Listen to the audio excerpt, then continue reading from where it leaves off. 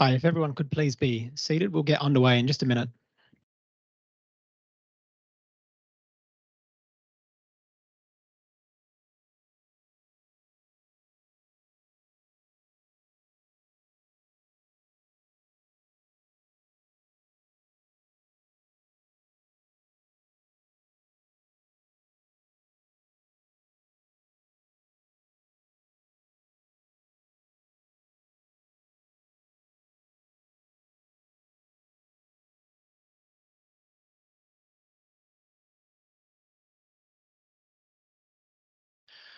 Okay, welcome everyone. I think we'll get started. I think we have a very good turnout here today, so thank you everyone for coming. Just give a little bit longer for people to find their seats.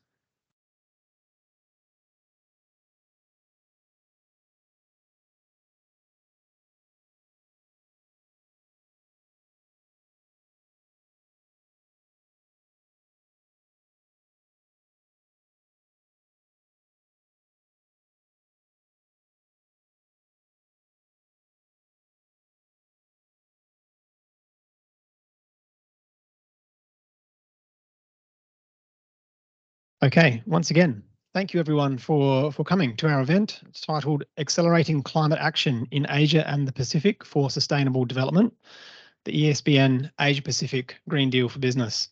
So, of course, we're all here to talk about the private sector's involvement in sustainable development. We know the Sustainable Development Goals have been set out by the UN in 2015, and we are still, unfortunately, quite some way to reaching those goals. In fact, progress in some areas, is not going forward as we'd like. And we know that the business community, the private sector, startups, everyone has a lot to contribute to sustainable development. This is not a job for governments and governments alone. So we're here today to talk about different contributions, the different ways private sector can contribute, what the UN can do maybe to help speed that process along, and the interface between the government and the private sector. So my name is Ben McCarthy. I'm working with ESCAP in the Sustainable Business and Partnerships section of the Trade, Investment and Innovation Division. I'm part of the ESBN Secretariat. I won't take too much of the spotlight today. I'm going to hand over straight away to the Chief of Section for the Sustainable Business and Partnerships, Kuntiantip Subanid, please. Thank you very much. Actually, this is probably the first day we have our new section name. So thank you, Benjamin, for reminding me. Just want to first, welcome everyone to this side event on the sidelines of the ESCAP commissions. My name is Tiantip Supanit. I'm a Chief of Sustainable Business and Partnership. Before we were Investment and Enterprise Development. Now we have some, restructuring, reformulation, so that we have more focus on, making sure that business is doing sustainable activities and that we can reach out to them for strengthening partnership. So hence the change of the name. So, ladies and gentlemen, Dr. George Lam, Chair of our ESCAP Sustainable Business Network, Ms. Tanya Porn Gritti Thayawut, Executive Director, United Nations Global Compact, ladies and gentlemen, just want to first a warm welcome to this side event on accelerating climate action in Asia and the Pacific for sustainable development, the ESBN Asia-Pacific Green Deal for Business. Just want to say that this is the second time that we have hosted the Green Deal for Business Roundtable. And this is actually a privileged time because we're hosting it on the sidelines of ESCAP Commission. So it's a very special side event. With thanks to our Executive Secretary who initiated this idea of a private sector side event to bring more private sector on board to ESCAP work. So ladies and gentlemen, I just want to first introduce that at ESCAP, we have one of the long-standing private sector network called the ESCAP Sustainable Business Network. Our chair is sitting here, and also many of our Executive Council members. ESBN is set up to drive business toward a green and circular economy. It consists of executives and representatives from leading businesses in a wide range of industries and sectors across the Asia-Pacific region. Just want to say that our ESBN aims to scale up business ambition and action to accelerate the achievement of the 2030 Agenda for Sustainable Development and associated development frameworks. I'm pleased to inform you, and as you will hear at this event, that ESBN has recently launched the initiative called the Asia-Pacific Green Deal for Business, which advocates for business leadership in implementing the 2030 Agenda for Sustainable Development. The Green Deal for Business encourages companies to go greener, decarbonize their own operations and supply chains, change towards a more circular economy to minimize waste and build smart, water-efficient, and climate-resilient cities. So, ladies and gentlemen, in essence, 5 business action areas have been put forward for the declaration, namely advancing a zero-carbon, affordable, and resilient energy system, building smart, low-carbon, water, secure, and climate-resilient cities, infrastructure, and mobility. Third is to mobilize public and private finance for green transformation. Fourth is accelerating scaling up innovations for sustainable development. And last is changing towards a more circular economy. I believe our chair will also reiterate this essence of the Asia-Pacific Green Deal for Business once again. But I just want to say that our plan and our vision is to roll out the Asia-Pacific Green Deal for Business over this coming year ahead by building partnership actually with all of you here and beyond, and new green value chains and gearing green finance for sustainable business activities. So, ladies and gentlemen, with this in mind, I'd like to stress the objectives of our discussion here today, threefold. First is to provide an opportunity to both private sector and government here in the room, if any, to provide, to give them understanding of the Asia-Pacific Green Deal for Business, what it is about.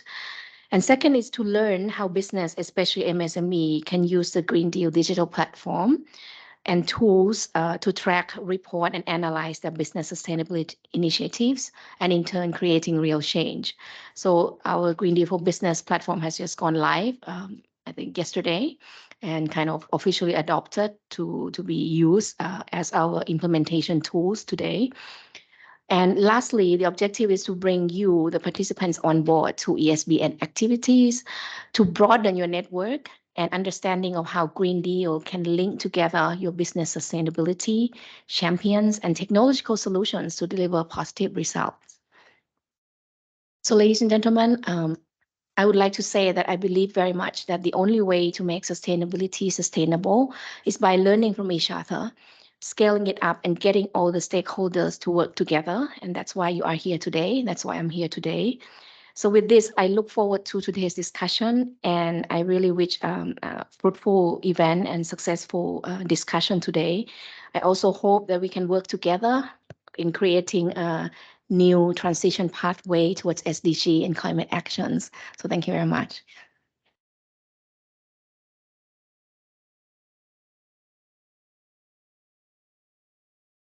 Thank you, Tian. To give further introduction to the event, I would like now to introduce our valued partner at the UN Global Compact, Tanya, please. Thank you, and good afternoon, everyone, and greeting the member of the ESBN, the member of the UN Global Compact, and all the speakers, listeners. On behalf of the Global Compact Network, together we are partnering from the UN Global Compact to the local network in Thailand together, that we extend our warm welcome to everyone today on our plan to accelerate the climate action together.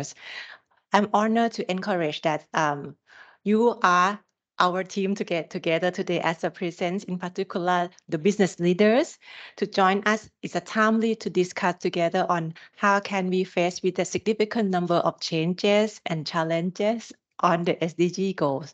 We're going to have the SDG Summit later in September this year to talk about how the private sector will make the impact to the world and how much the progress toward the Agenda 2030. As you may know, now we are midterm.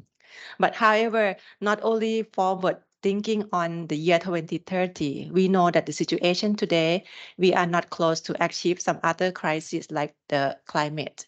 From the Paris climate goals, we would like to maintain it under 1.5 degree above the pre-industrial levels. But now we think that the forward thinking is about 1.8 or almost 2 degrees Celsius coming very soon by the year 2026.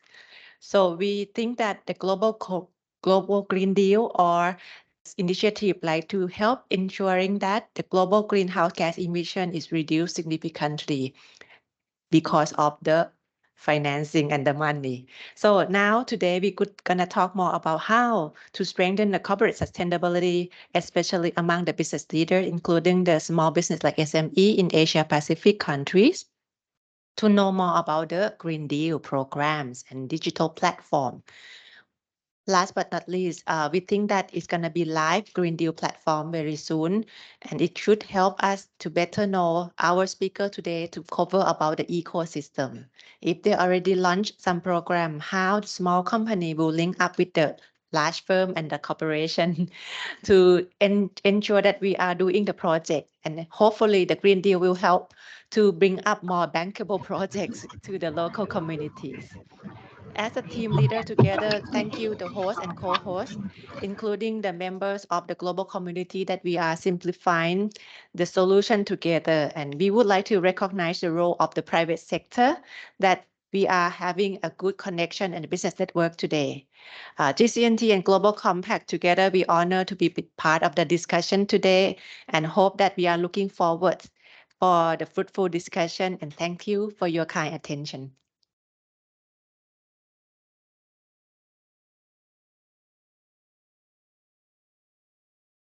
Thank you for that, Kuntanya. Okay.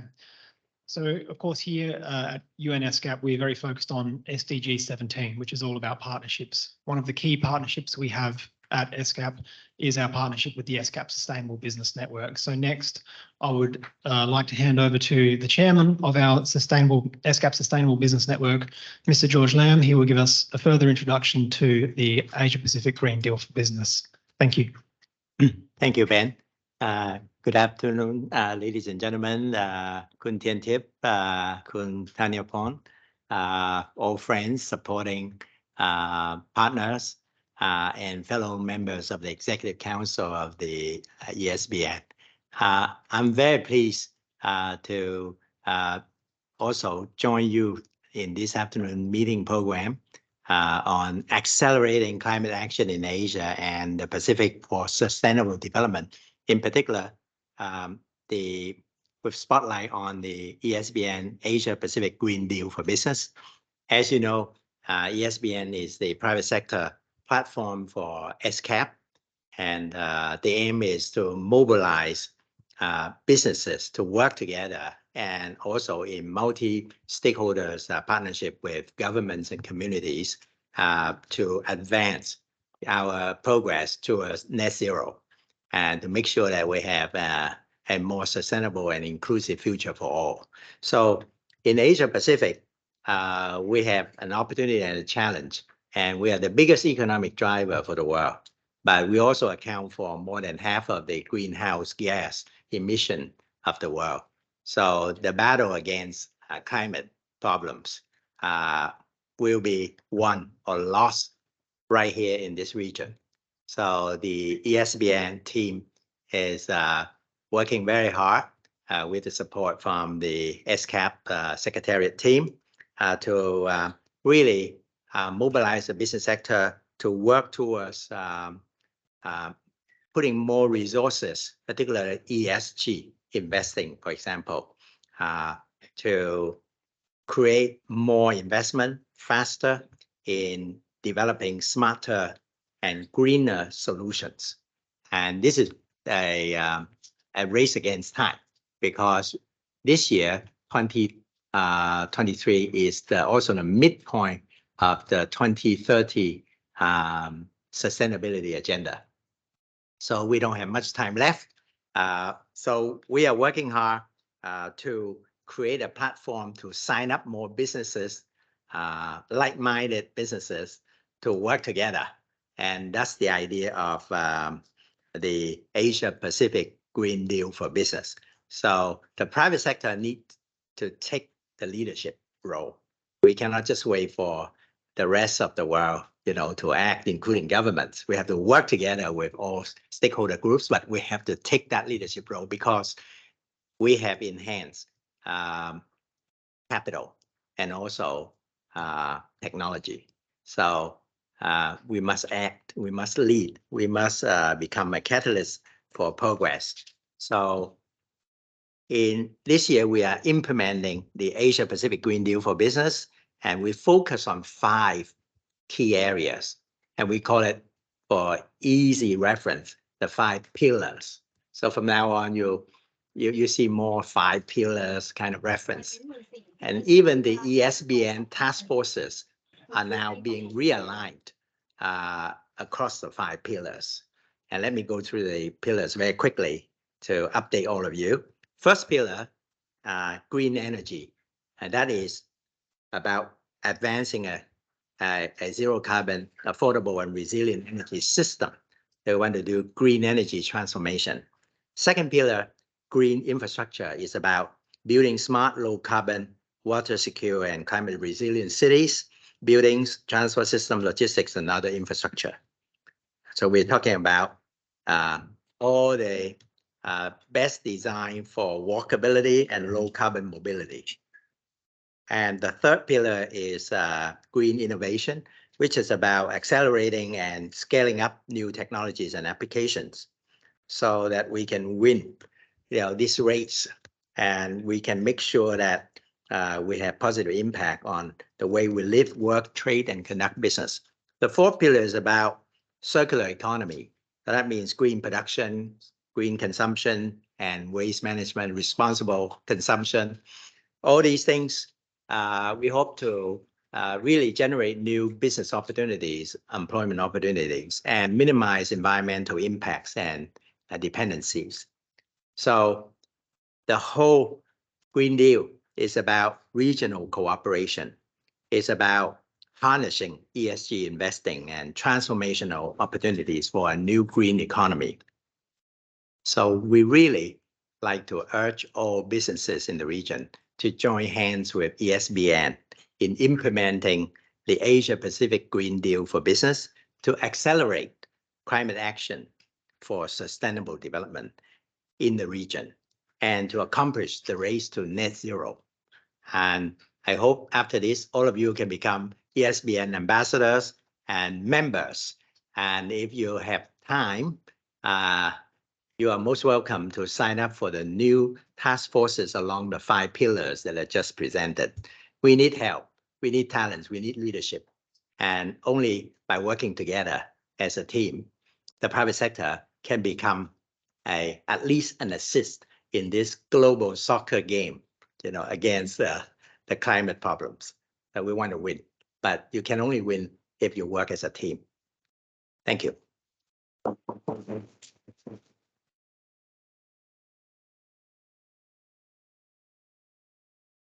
Thank you very much, George.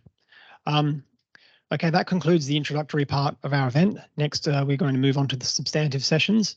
So our first session will be called The Role of Businesses and the Value They Bring Through Sustainability Leadership in the Region and How They Leverage on Opportunities and Platforms like the Green New Deal. So for this next session, I would like to thank our moderator, Ms. Sharon Nguyen, the Chief Commercial Officer of Stacks. Thank you very much for agreeing to moderate the session, and now I'll pass it over to you. Thank you, Benjamin. Good afternoon, everyone. My name is Sharon. And just to share a bit about Stacks, together with the ESBN, Stacks has developed a digital self-assessment platform to support the Asia-Pacific Green Deal for Business. And in this session, we are going to discuss the role of businesses and the value they bring through sustainability leadership in the region, and how businesses can leverage on initiatives like the Green Deal. So it's a great pleasure for me to introduce our 3 esteemed speakers for this session. First, I have Ms. Esther An, Chief Sustainability Officer at CDL. She's also a member of the ESBN Executive Council. Next, we have Ms. Mauchita Kingnet, Head of Renewable Energy Business Section at the EGAT, Electricity Generating Authority of Thailand. Last but not least, we have Ms. Sininuch Kokanutapon, Managing Director of Thai Eastern Group Holdings, or TEGH. So Esther, without further ado, let's start. Esther, perhaps I could start with you first. You're considered a veteran in the sustainability space and has an active advocate for green building and sustainability for over 2 decades.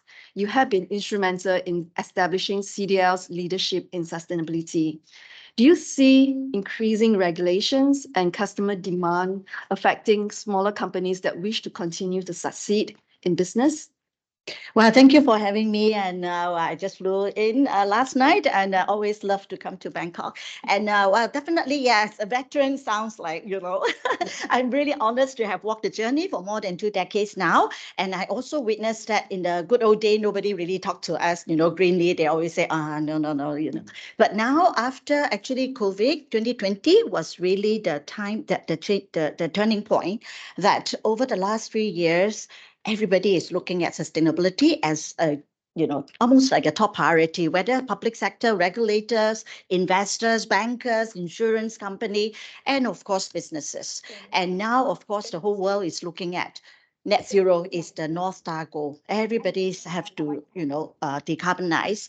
And when we were in COP, actually, the scientists are the ones that were always very pessimistic. And they always say that, why are you so positive? The damage is already done. We're heading towards 2.8 degree, by the end of the century. But we always feel that if we don't do anything, it could be even 3.8 degree. So let's not give up hope. And I also feel that, just compliment on, what UN Global Compact and also ESBN. Actually, I have been a UN Global Compact member for almost 12 years now. And also one of the first companies to support the Sustainable Development Goals. And there are a lot of help now for SME or businesses to step up on their ESG integration. And just compliment on ESBN's the 5 pillars. And well, CDL, we started since 1995, and I just summarize it with like the so-called ESG strategy. We have actually 4 pillars, the 4I. The first one is integration. You can't, ESG will not be effective if you work in silo. So you need to integrate it into the whole corporate, structure, from the board of directors to your top management, mid-management, headquarters, to the whole, ecosystem overseas. We actually have presence in 28 countries and regions. So it's very challenging, but we need everyone on board, internal and external stakeholders. We have a huge value chain because we are a developer. We need to work with, supplier, contractor, architect, and everyone's to design greener, better, and also manage property better. Cities account for 70% of greenhouse gas emission globally, also consume 60% of resources. We know that in our sector, we can make a difference. But even you are not in the sector, you are homeowner, you work in real estate. So anyone can have, an impact on real estate. So this is the so-called integration. We need everybody on board. The second I is innovation. Like what Chairman say, football. You cannot just, play defense. You will never win. So you need to be aggressive. You need to go. You need to score. So adaptation is important. No longer risk mitigation. That is given, but you need to adapt to the fast-changing, need of climate emergency. So we're looking at a lot of innovation. Without innovation, without technology, you can't move the needle. You can't talk about net zero buildings and cities. So the third one, you need to invest. Nothing, there are a lot of technologies are available, but they don't come free, they don't come cheap.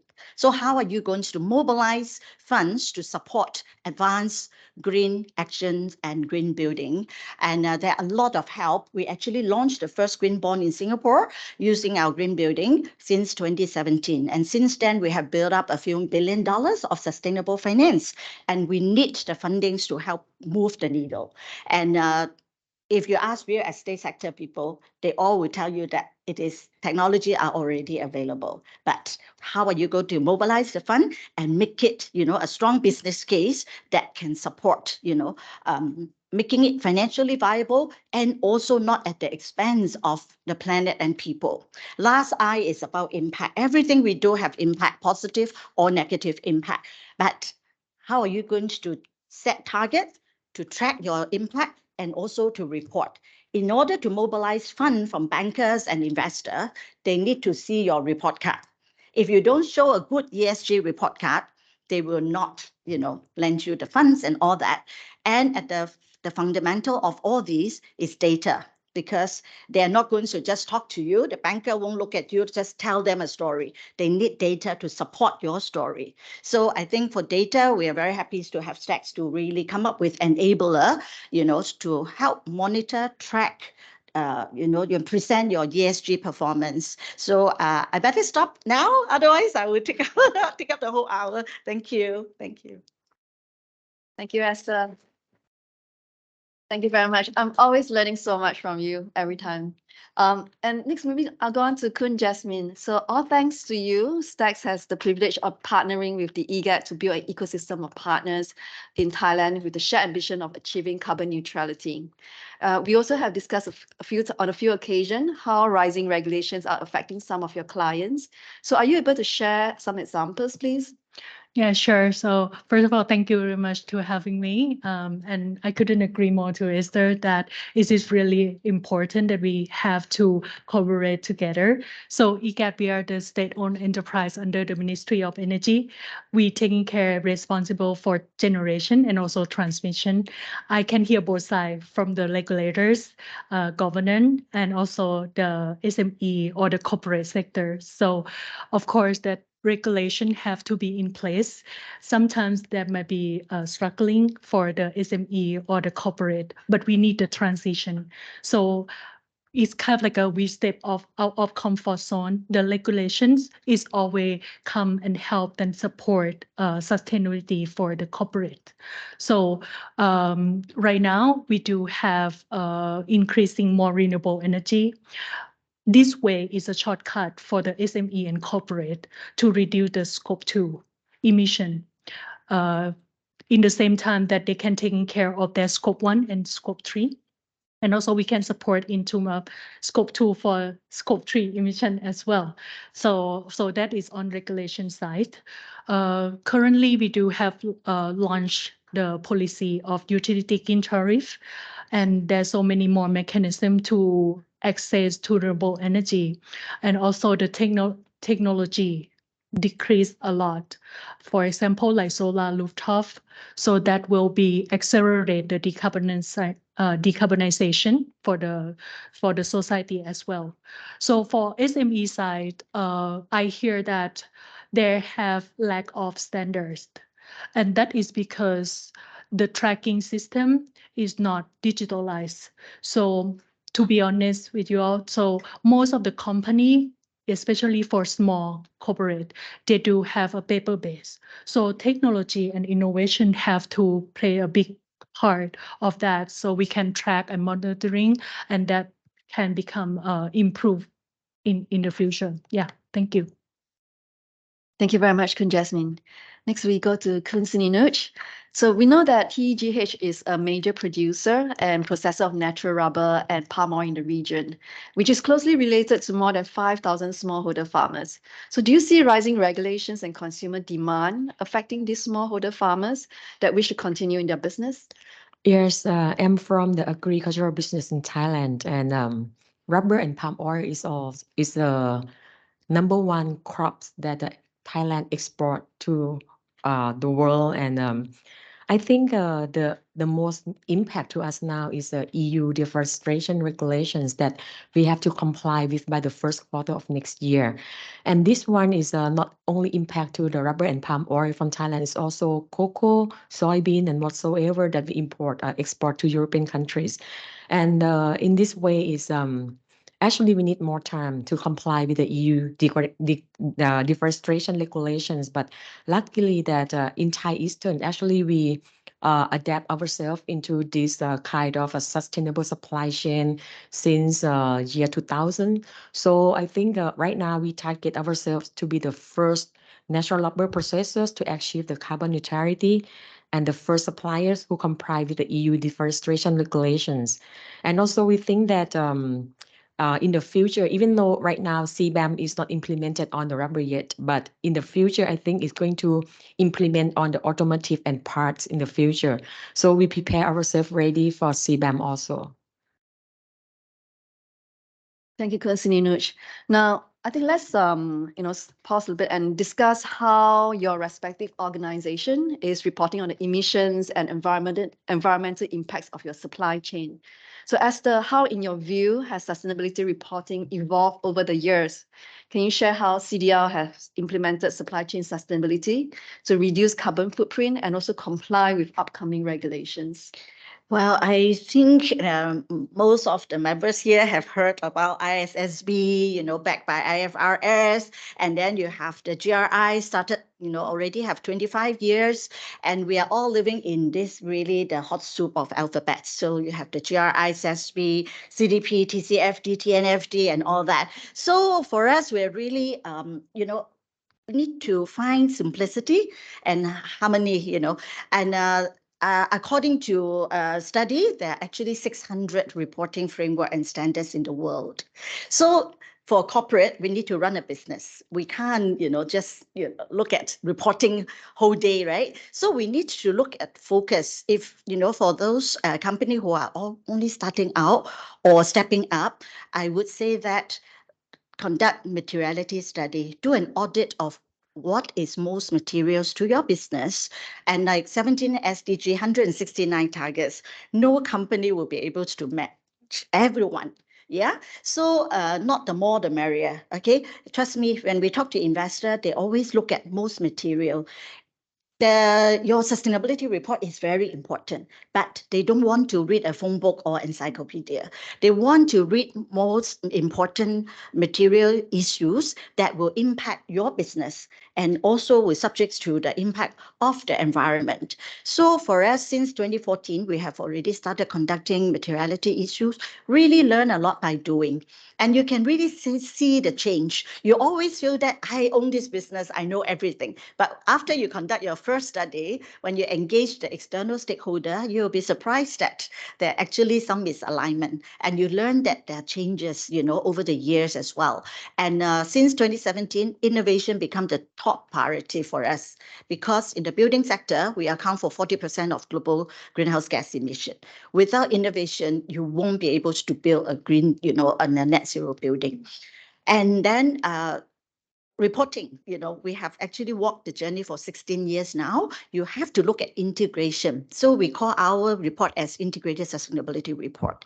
And again, now, which is a good thing that there's a global agenda is to harmonize, the standards and rating so that the reporters from corporate, we can align with what the investor want to see. No point for us to report something and then the investor are actually looking at something else. So we need that alignment. And now ISSB is pushing out, the framework, and very soon they are coming to Singapore in June to announce the next step.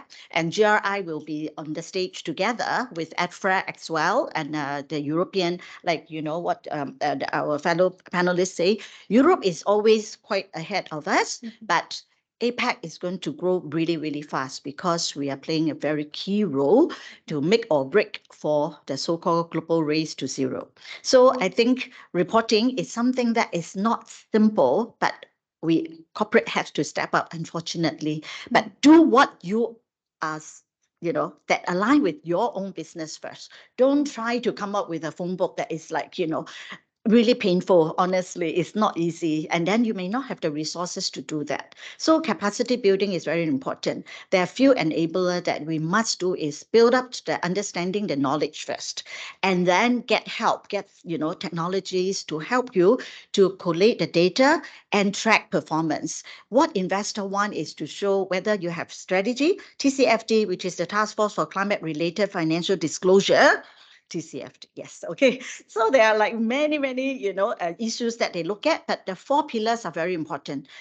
Matrix and standard, corporate governance, risk management, and most important thing is strategy. If you just report all your ESG data without strategy, it's not a good report. So you have to take a forward-looking, not just looking at past, looking at now, are you setting good target? Are you on track? If not, what are your strategy? So you need to be forward-looking, not just looking at past or present. So I think for reporting, it's no longer just an operational, report on how much water you use, how much energy you use, but you have to look at how does it help you to future-proof your business, to build resilience, not just environmental, but social as well as financial. So I think ESG is a big subject, but it's a very important subject now that you have no choice because investor ask for it. Banker also decide on your application of loan, you looking at your ESG. And insurance company, if you have buildings, you don't want to have stranded assets. So you need to look at your ESG, whether the performance and whether your buildings is subject to rising sea level threat, climate threats, and so that you won't, have assets that are non-insurable. So there are a lot of issues to study, but confront it, look at the more material issue, narrow it down to what is most important to your business. Yeah. Thank you, Esther. It seems that there's so much to cover in not just reporting, but also strategy and for the business. So Kun Jasmine, on your side, is EGAT reporting on the emissions and environmental aspects?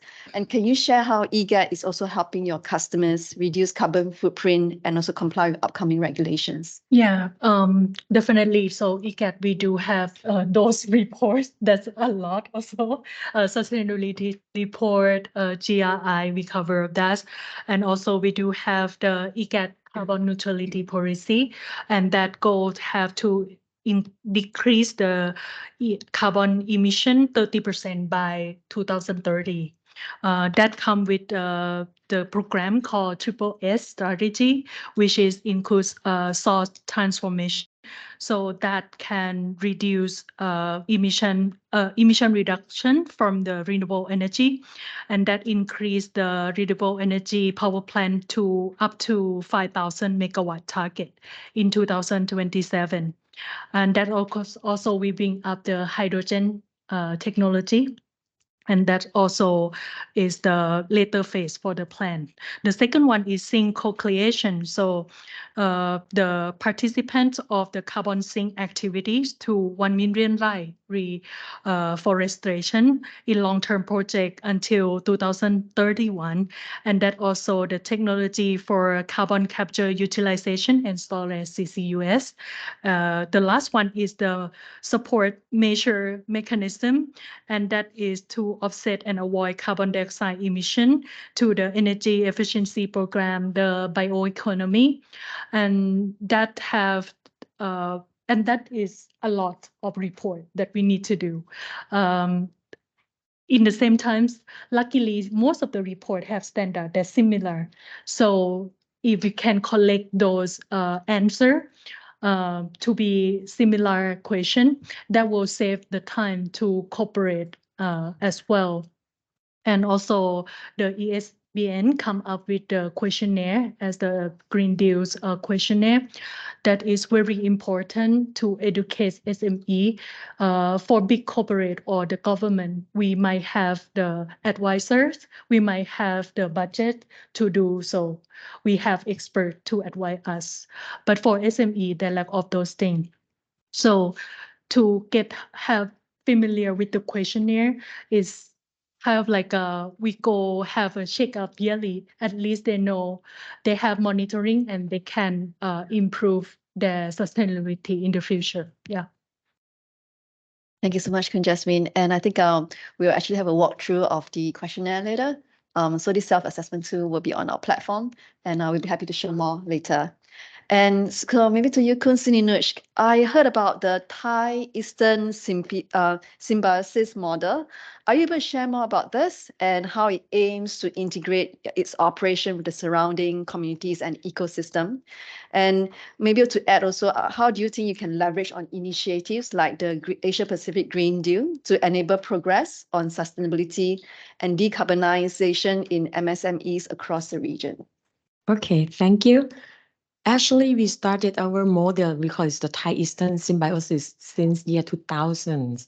And during that time, our business growing very fast. We have a lot of expansion and new factory building. And then we realized that every day we consume a lot of energy. We create a lot of waste and also have tons of organic waste every day. So what we apply at that time is not the Green Deal. You don't have the Green Deal at 2000, right? What we apply is a sufficient economy theory of King Ramanai. And this theory is about three principles. It's about moderation, reasonableness, and also resilience. And it emphasizes on the importance of striking the balance between economic development, social well-being, and also environmental sustainability. And that is the King Ramanai theory. So we call this model is a Thai-Eastern symbiosis. And the model is focusing on the develop sustainable supply chain to create our own. Okay. This model is we develop is to create our own sufficient economy. And sufficient economy means to have enough resources for ourselves. We are the factory that in the agricultural business, so we consume a lot of resources.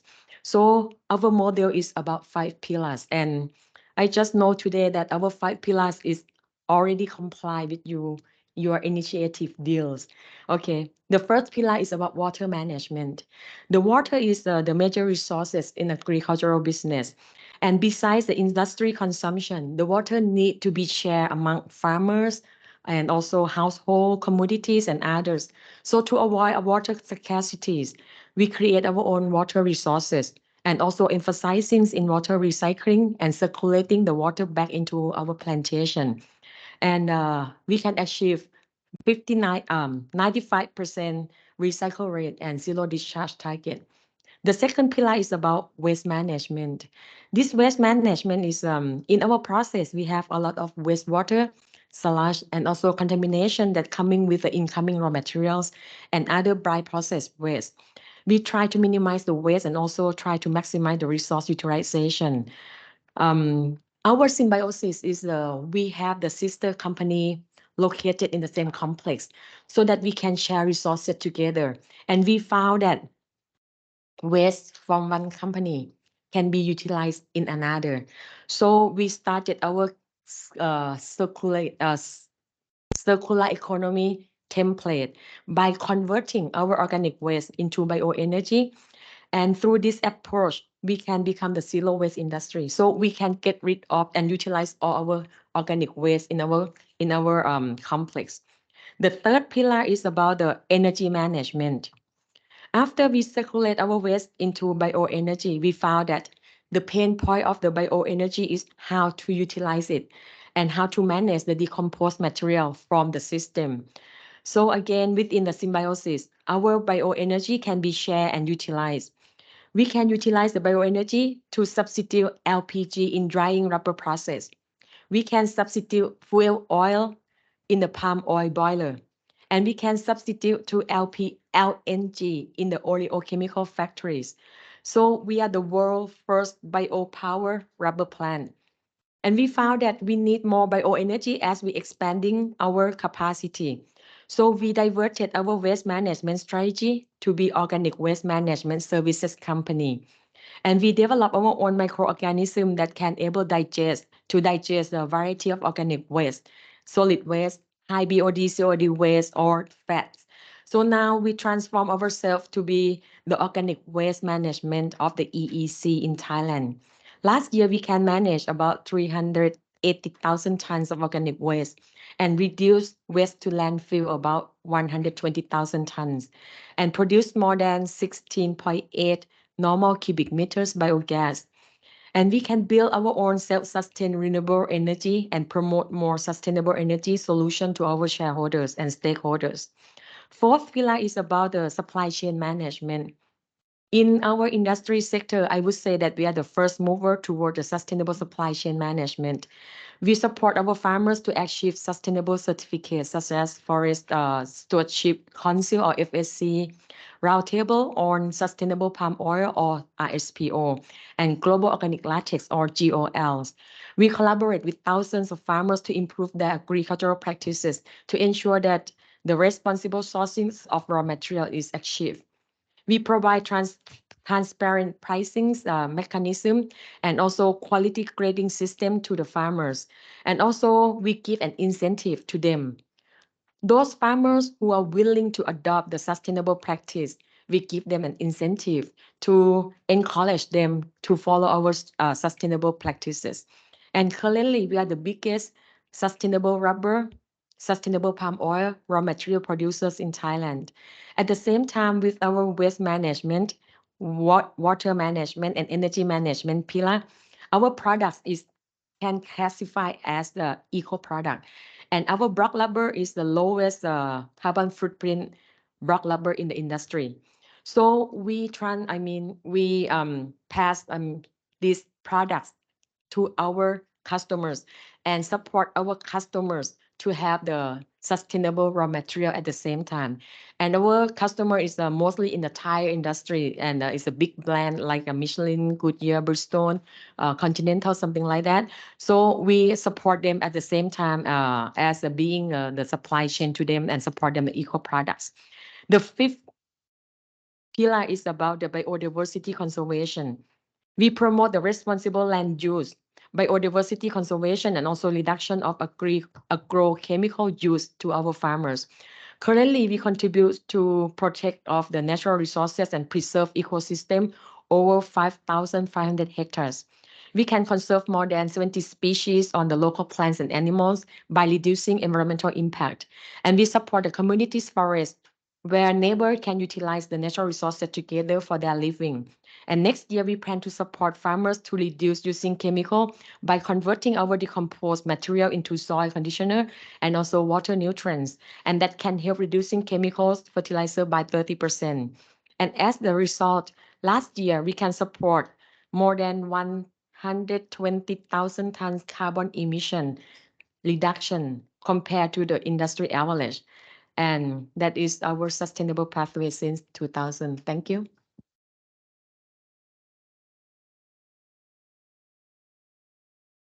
Thank you, Kunsininoj. So maybe I'd like to hear from each speaker how you think you can leverage on initiatives like the Asia-Pacific Green Deal to enable progress on sustainability.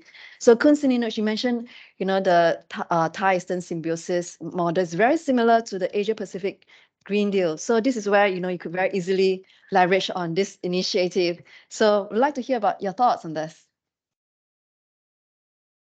I think our symbiosis model is just an example of how industry and environmental can coexist. And it's the 5 pillar actually is come from our pain point, and we try to actually, make the pain point and to become our strength and advantage on it. And I think we are able to reduce environmental impact while benefiting our business together. I can reduce the cost. I can increase the efficiency, and also together we can strengthen the reputation and responsible on the sustainable pathway. But I think it's we recognize that together we need the collaboration, and our collaboration is from our farmers, from our customers, and luckily that in the tire industries, nowadays they focus more on the sustainable raw material. And I think in the future, besides the sustainable raw material, they are thinking about renewable raw material. I think that in the future, we have to do the responsible business by taking care of the used tires. And I know that in Thailand, we have more than 600,000 used tires per year. So I think in the future, among the supply chain, every part of the supply chain is very important.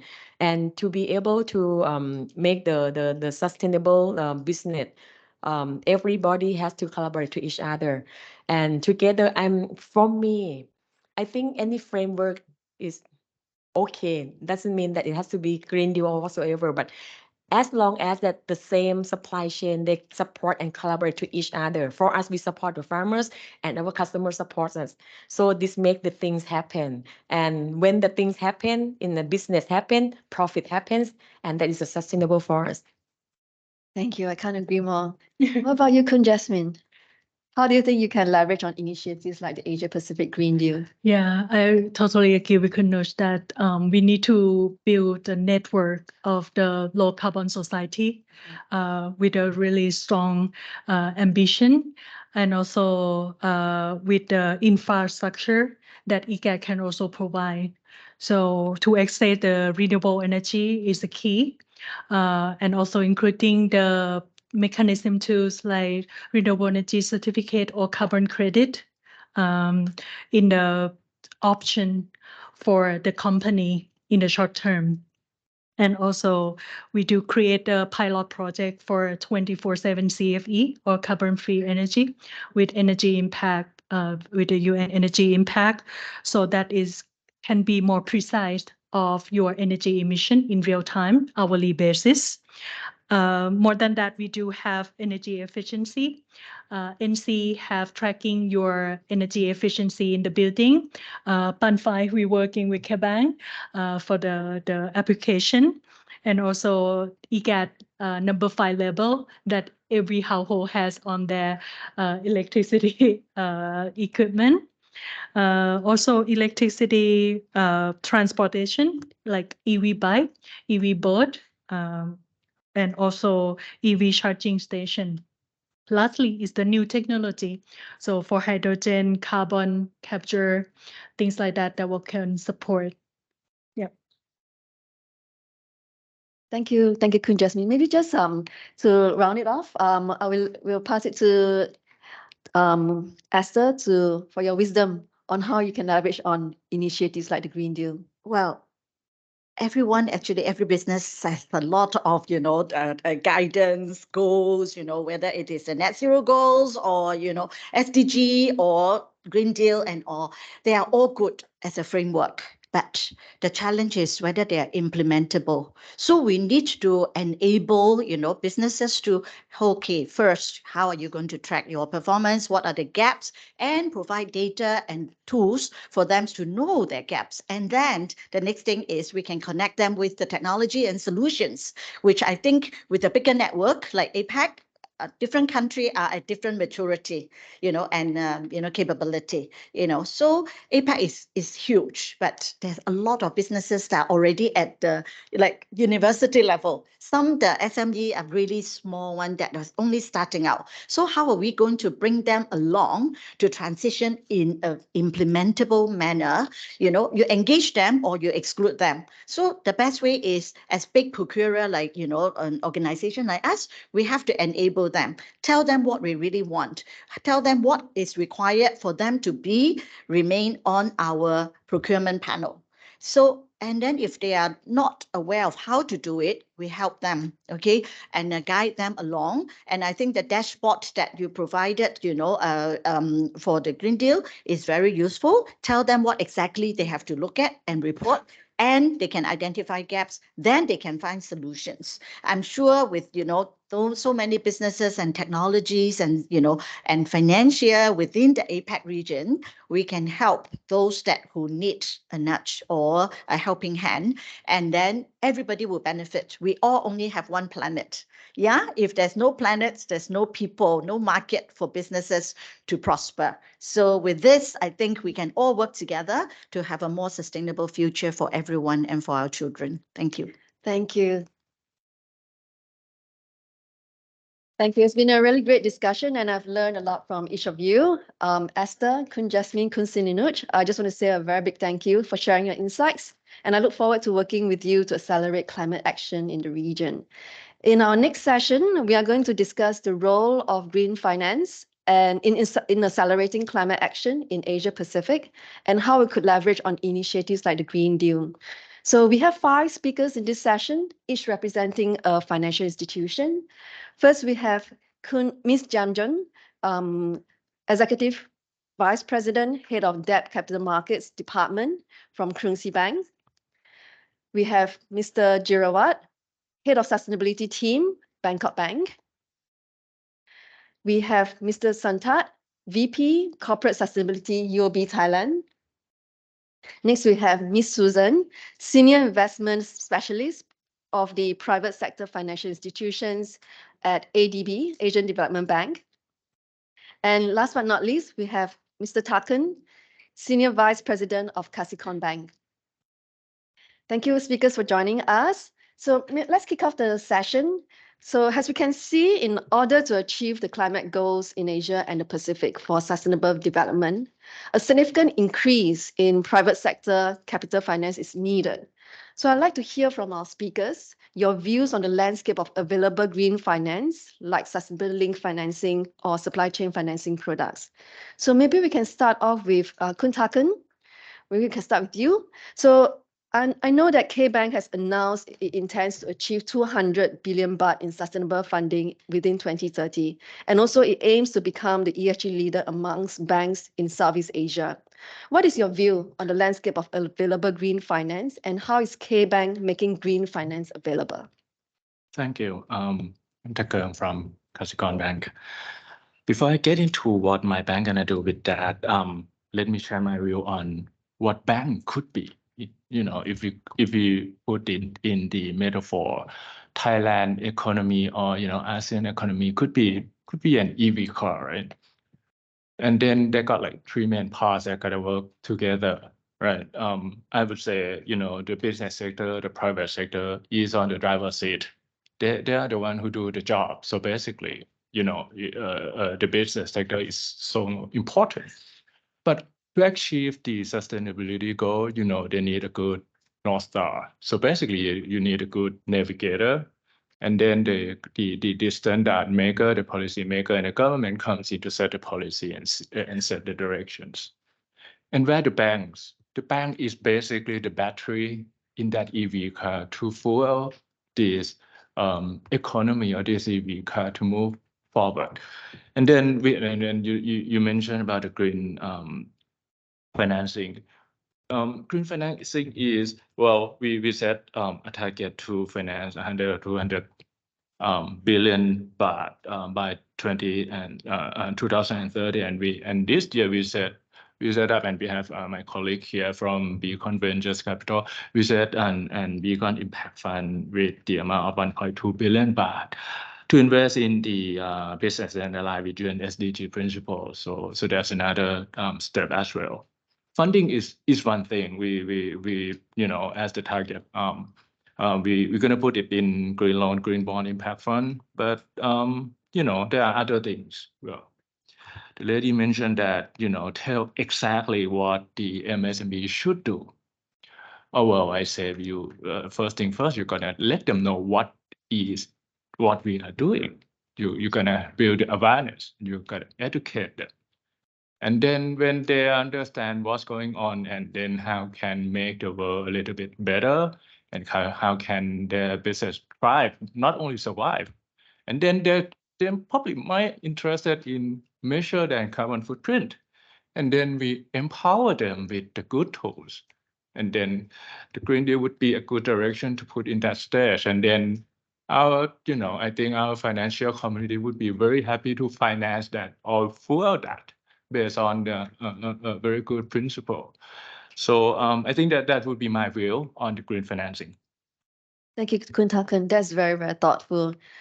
Maybe to you, Susan.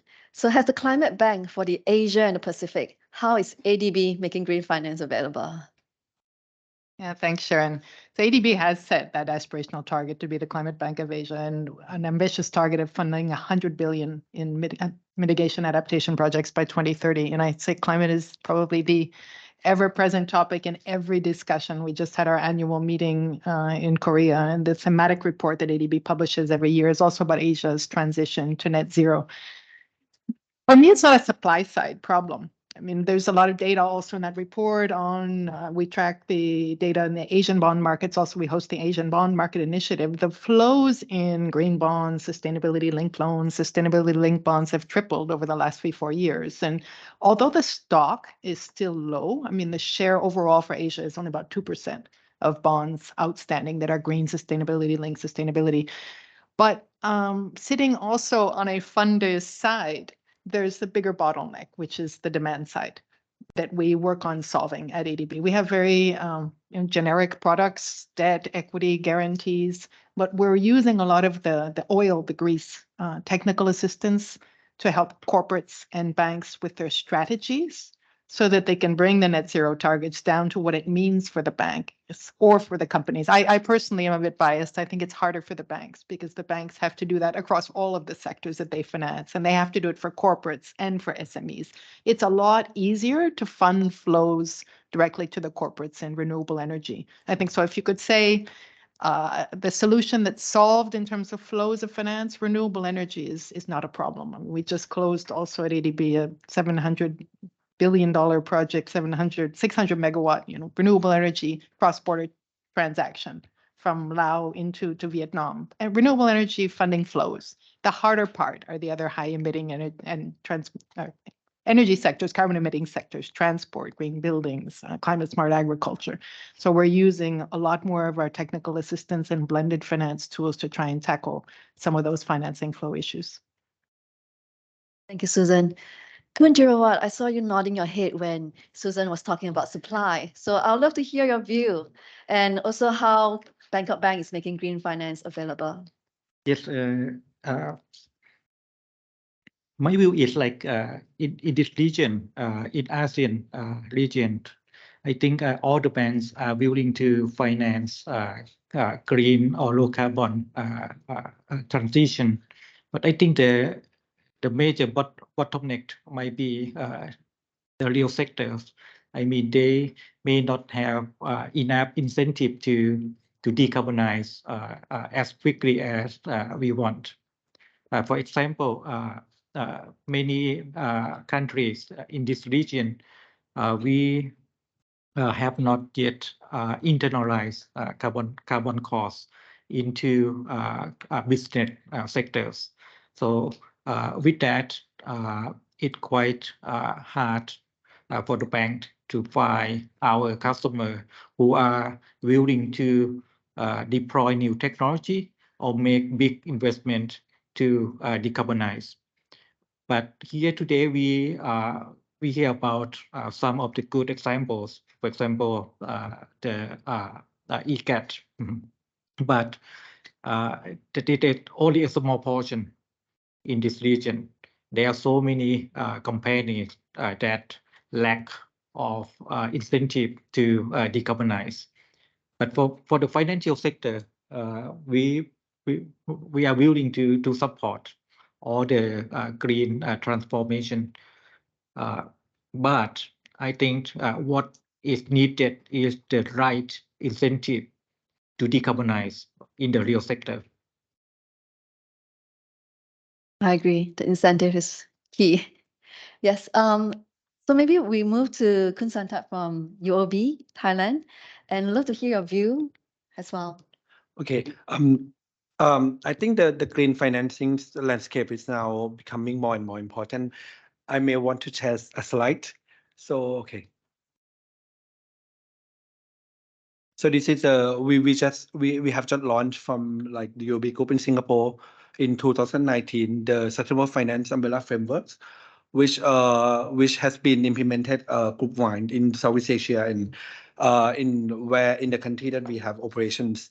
So that's how we see like the importance of the bank and the financial sector in this transition.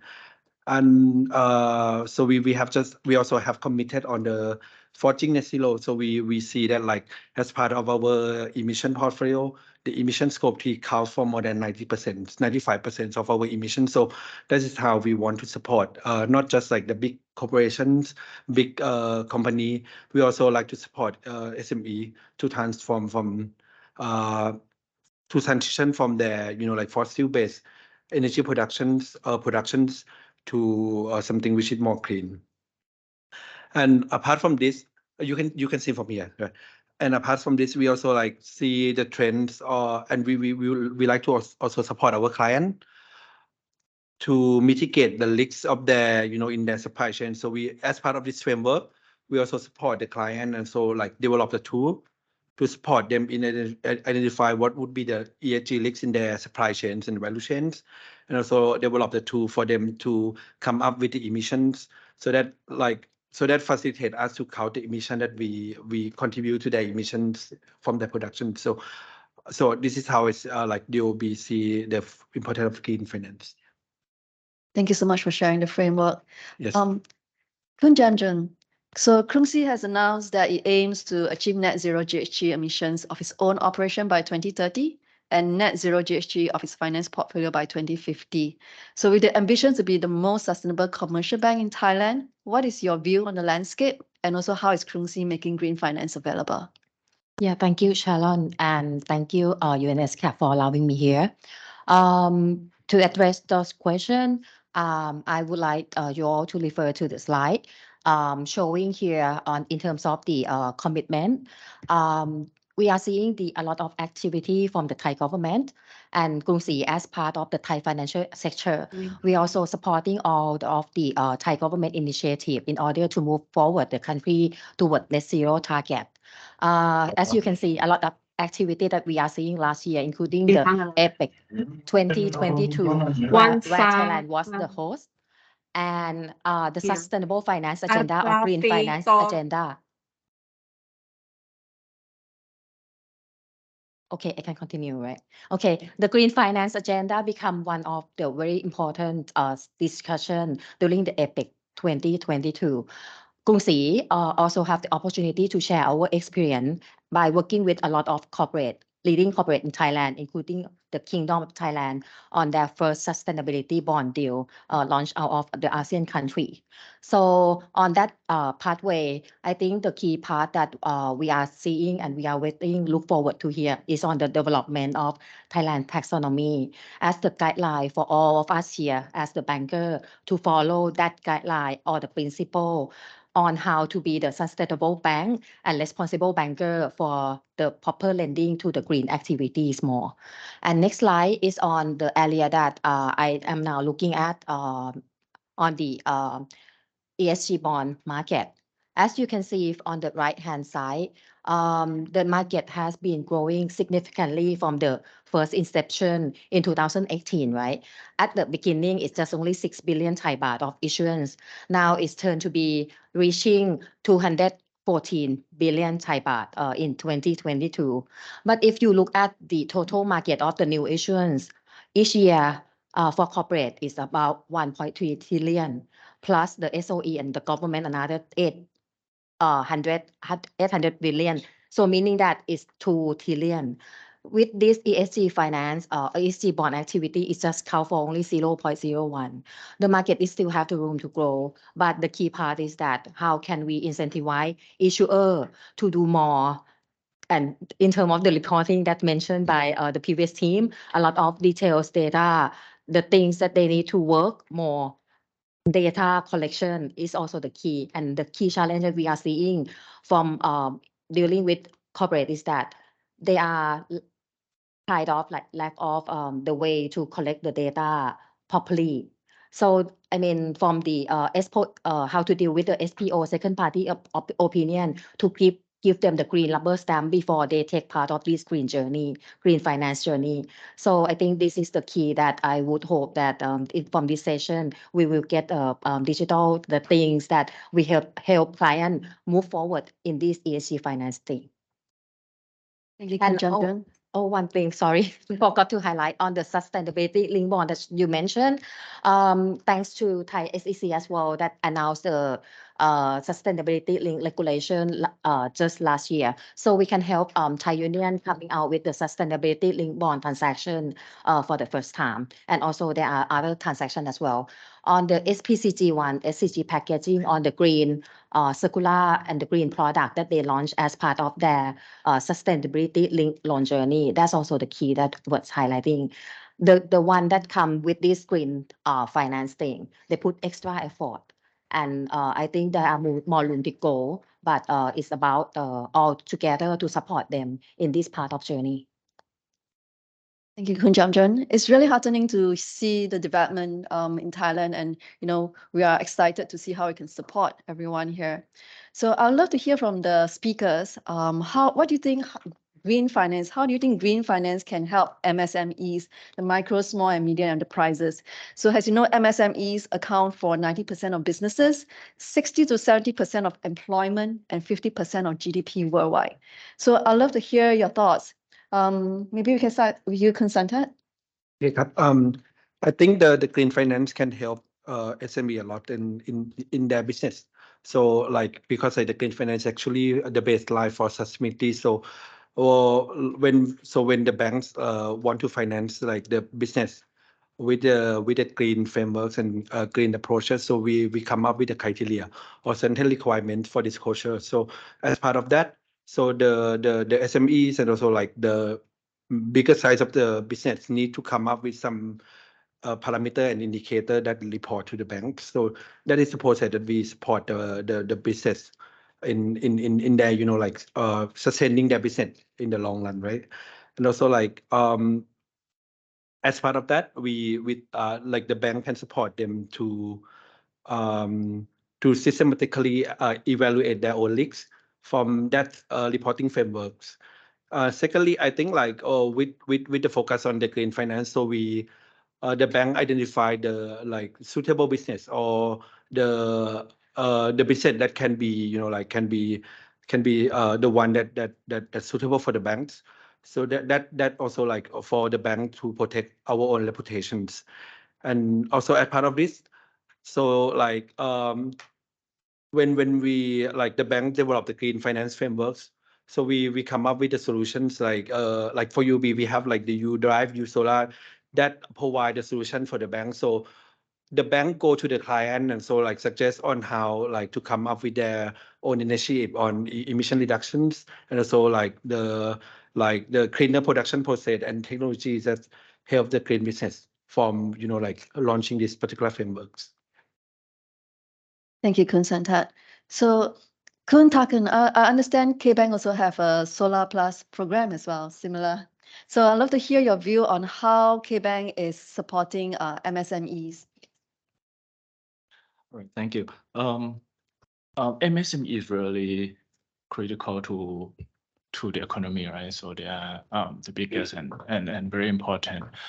One thing I like to reiterate again is the awareness and knowledge of what to do, and a lot of initiatives which I think is very good to empower our SME business to go the right way to emphasize or to implement the related green initiatives.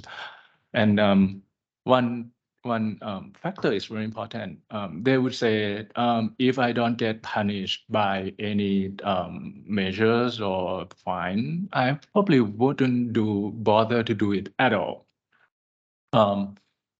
And I would say, well, right, but first thing first, you probably want to measure your footprint first. Otherwise, because sooner or later you're gonna be forced to measure it, and you cannot manage what you cannot measure. So you measure it first, and then when you go on the glide path of what you have to implement, you might find out that what you're gonna implement to reduce your footprint actually reduce your expense in any case and form. So basically, apart from whatever acronym, you probably get a good operation efficiency improvement right after when you go into green directions. So I think that's the education part that I try to, I think Kasikorn Bank will set up and try to, empower our customer. So that's one thing. The other thing would be that we have the an event called Earth Jump last month, and many of you have joined us at the event. One of the objectives is that it's about mindset. We think that the ESG or sustainability, sometimes we think about it and we think about burden or cost, but basically it's not. We think that it's a new frontier of growth. Those who understand first go there and grow first. So that's the thing that we try to communicate. And one of the action that we do is that we open up the clinic, and we start with the startup that we provide knowledge. For example, we have consulting firm like McKinsey, law firm like Baker and McKinsey, and also the venture capital firm like Beacon Venture Capital to give the advice to small and startup. So basically, so they can understand and they can, grow further in this field. So, all right. So that's my take on the MSME. Thank you, Khun Takan. I really appreciate and like how K-Bank is looking at the ESG as an opportunity rather than as a burden or quite a requirement. So what about Khun Jirawat from Bangkok Bank? Yes, I think to better support SME, I think first we need to kind of understand the limitation. I think there are two major limitations of the MSME. The first one is the lack of awareness and information on both risk and opportunity side of the climate transition. The second is SME cannot spend money on something that will not generate revenue or renew costs. So that limit the type of investment that attractive to them. So to support them, we have to understand these two limitations. For Bangkok Bank, we focus on providing knowledge and awareness building to SME, and also we focus on particular financial product that benefit SME. For example, we have what we call Bua Luang solar energy loan. This is a special loan for SME to invest in the solar roof. And also we in the future, we will focus more on energy efficiency because we think that it's a thing that SME can invest and then have a return, right? Not just invest with no return. Okay, so I think all banks understand this. I think in the future, all the banks, not only in Thailand but anywhere in the world, for SME, it's more likely that banks will focus on specific need of the SME, not to serve the general purpose of the SME. Thank you, Khun Jirawat. Susan, we all know that ADB is focused on supporting the development of MSMEs in the region. So how do you think green finance will help them? My comments are very similar to Dr. Jirawat. We do not, of course, at ADB reach that last mile, right? And SMEs don't know what green loans are, and they also don't fund themselves on capital markets. So they can only know and understand the benefits of a green loan through the banks, because it's the banks who have more institutional capacity to get the data and decide which segments to focus on, where there are true energy saving carbon emission opportunities. I think the SMEs can get greened if they have a trusted partner, which would be the bank, who packages a product and goes to them and explains the benefits, because they also don't have a lot of spare cash flow to make CapEx investments.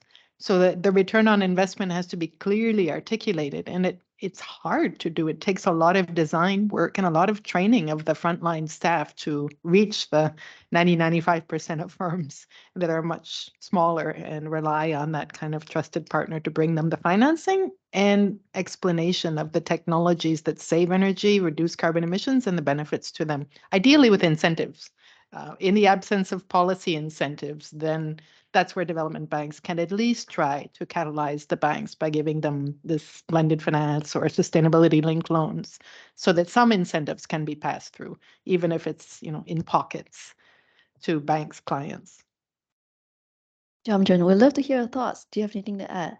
Yeah, I would say that similar comment that with Dr. Jirawat and also Khun Keng as well and Susan, we see the similar limitation. So to access to those MSMEs, something that we need to provide, the front line need to work harder in order to help them that understand the commitment that Thailand have, and also we need to our bank need to work hard the product that we offer on shelf for our MSME, similar to every bank, we have a similar program of the solar rooftop program, solar panel installation with the kind of like some cost of the lower interest cost.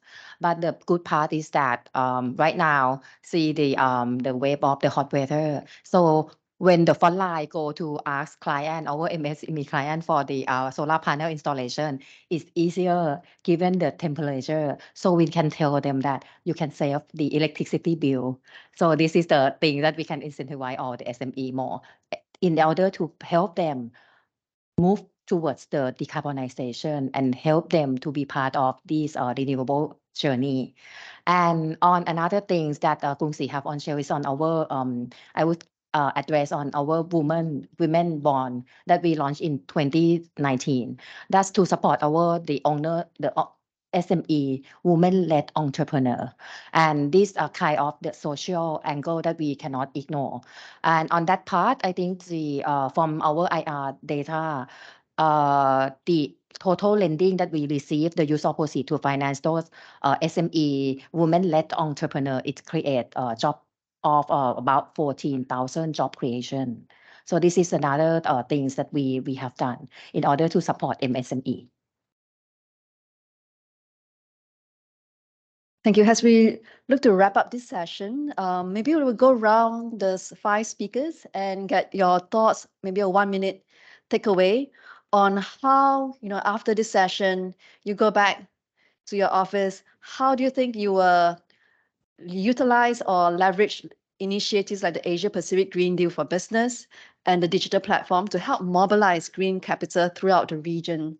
I think particularly in enabling more corporates and MSMEs to apply for green finance.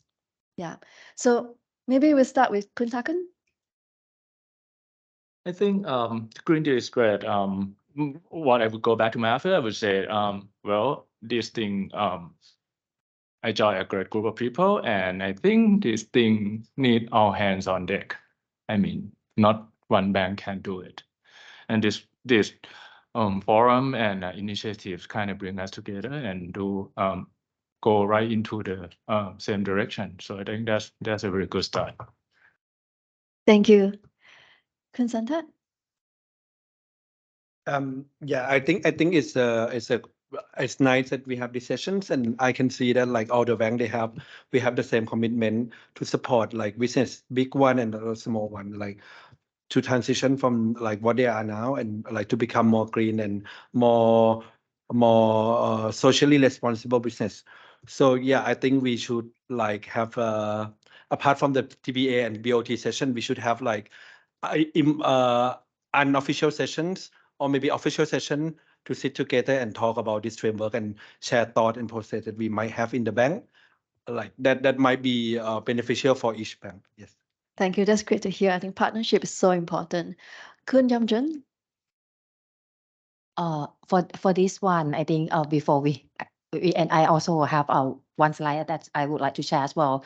Out of the 5 action that mentioned by the chairman, I think I believe that ESG finance underpin all of those 5 because they allow the capital flow into the eligible green asset for those SME.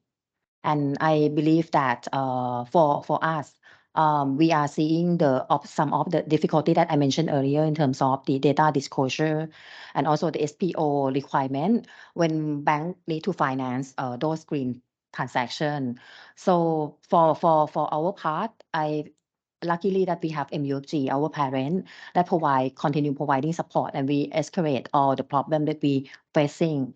So last year we partnered up with Zero Board on the digital platform in terms of helping client getting information and track on the carbon and how they can reduce the carbon by each year. So this is a thing that we try to develop in order for those clients to understand more. And we can then, after we have the information that ready, we can go with them to support the green finance journey.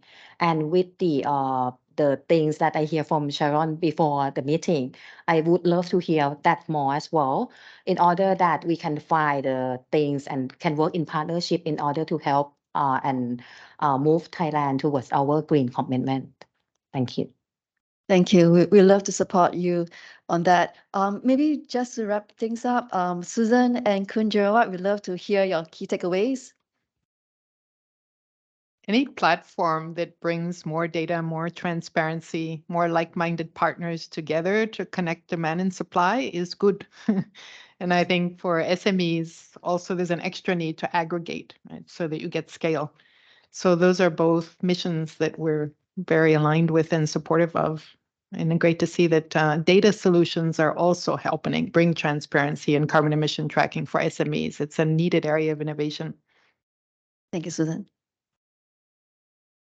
Yes, I think the digital data platform will be very helpful for the banks and our clients, and also the companies and their suppliers. But the platform will be useful as long as there are people providing data to the platforms. I think there are a lot of potentials of this platform, but we may need to think about how to incentivize all the stakeholders to engage, to provide data in this platform. When the platform getting bigger and bigger, it will attract newcomers. And at that time, I think it will be the main data, ESG data platform, maybe in the world. So I'm looking forward to that. Thank you, Kun Jerawat.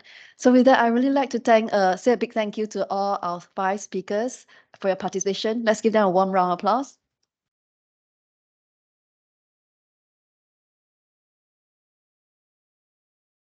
Over to you, Benjamin.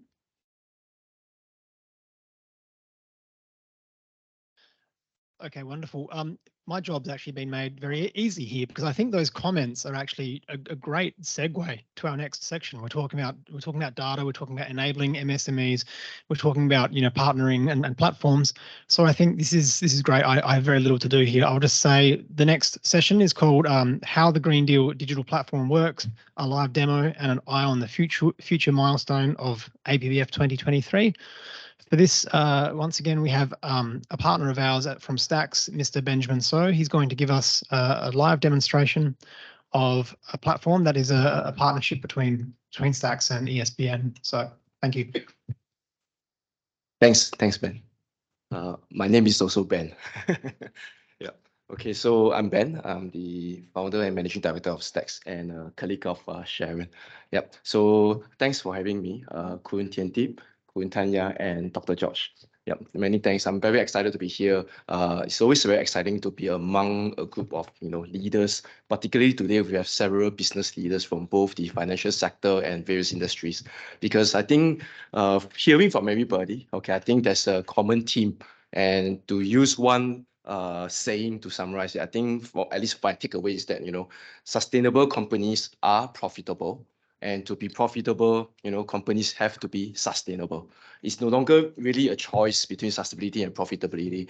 I'm hearing, from all the perspectives that, sustainability does lead to profitability. And really in the near future, there's really no trade-off. Yeah. So with that in mind, okay, so, as mentioned by the moderators and Ben, okay, we have partnered with ESBN, to try to accelerate the Green Deal. Green Deal under the ESBN's leadership has been formulated, late last year. Okay, and actually, our role as a technology firm is that we firmly believe technology can allow for scale. Yep. So we are hoping that actually with the use of technology, we could help to achieve these objectives in a much smoother and quicker manner. So with that, I'm going to spend the next 10 minutes to talk about digital platform and how we envision to use technology to empower the Green Deal. Okay, so I will not go through too much in detail about this because I think just now the panel has really covered most of it. Okay, but basically, just to re-emphasize the point that, while SMEs represent 90% of supply chain emissions and regulators are starting to focus on supply chain sustainability regulatory efforts, okay, many SMEs still lack the resources and knowledge of how to get started. Okay, so that's where, as mentioned, ESBN has come together last year, okay, to launch a Green Deal program. So this Green Deal program, actually, I think there's a few facets to it. Firstly, there's a lot of advocacy, okay, and events like this, networks like this, where leaders, from the businesses and the financial sector can come together to advocate and enable, the industry. Secondly, we also want to see how a digital and self-directed platform can enhance users' capacity and capability. And of course, through this, okay, because sustainability is after all an entire link value chain. We have SMEs providing and producing products for corporates and financial institutions, okay, investing and financing these corporates and the SMEs. So as this is an interlinked value chain, we want to be able to see and promote partnerships between these businesses. And this is actually the essence of the Green Deal program, where ultimately we want sustainability to start all the way at the upstream, okay, where MSMEs would be able to provide, apologies. I'm hearing a lot of positive response. Okay, so but anyway, okay, so we're hoping to have where Green Deal program allows for sustainability efforts by the MSMEs to be more visible to their buyer, to their investors, and of course the financiers. Okay.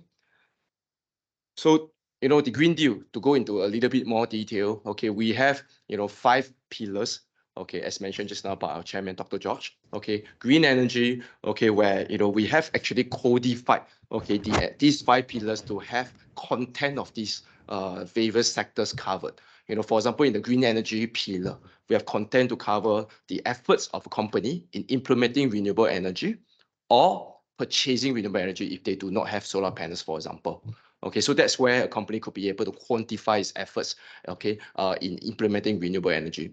The second pillar talks about infrastructure, talks about low carbon water infrastructure, whereby we also encourage the quantification of fuel consumption, electricity consumption, scope 1, 2, okay, and to a certain element, scope 3, okay, waste and water consumption. Okay, and to echo what Esther said in the panel, okay, this is also aligning with TCFD principles of strategy and setting targets. Okay, the third pillar is finance, whereby we want companies to be able to quantify their sustainable finance corporate strategy. Do they spend capital investment into their renewables or into their sustainability offering? Okay, or do they, as a financial institution, okay, invest, okay, or provide capital for sustainable finance? Fourthly, innovation. Okay, and that's where, okay, a company like ourselves, right? Are we doing anything innovative? Okay, are we helping with decarbonization? Okay, or resource efficiency? And fifth pillar is circular economy. Even as an SME, we are doing a lot of recycling ourselves. Okay, we are choosing to go away. Stop using disposables. Okay, and also at the same time, we do know of many companies that build an entire business model on circularity with the production of recycled material goods. Okay, so with that in mind, okay, there are 5 pillars here. Okay, and we are encouraging SMEs to comply, or to actually not. Sorry, shouldn't use the word comply, but actually voluntarily, okay, align with as many pillars as possible. Okay, and personally as SME myself, I find that most SMEs would be able to support at least 3 of these 5 pillars right away. Okay, so what's important to note is that this program is also aligned with industry standards and frameworks, okay, and can be mapped to other reporting standards. In other words, we are not trying to create another standard. We're not trying to create another new, ESBN standard. There's a lot of alphabets out there in the universe already. Okay, so what we're actually doing is to align with existing standards and frameworks, so much so that if a company like my own, because we are SME again, right? If we are following through this program, whatever that we have already done would be mappable to other reporting standards. So that one day, if our company becomes a larger company and we start to get listed and there's exchange listing requirements, okay, we would also therefore be able to use the same data that we have contributed today to be mapped to other reporting standards. So that's some things that we want to be able to allow companies, okay, to be allowing data to be comparable, consistent, and shareable, ultimately enhancing their processes and streamlining their go-to-market. Okay, so having said that, I think it's important to also mention that the platform is live today, literally today. All right, so we just finished a session earlier, okay, where we have already adopted this platform, and on the website, okay, the Green Deal website, there's actually a link to the platform.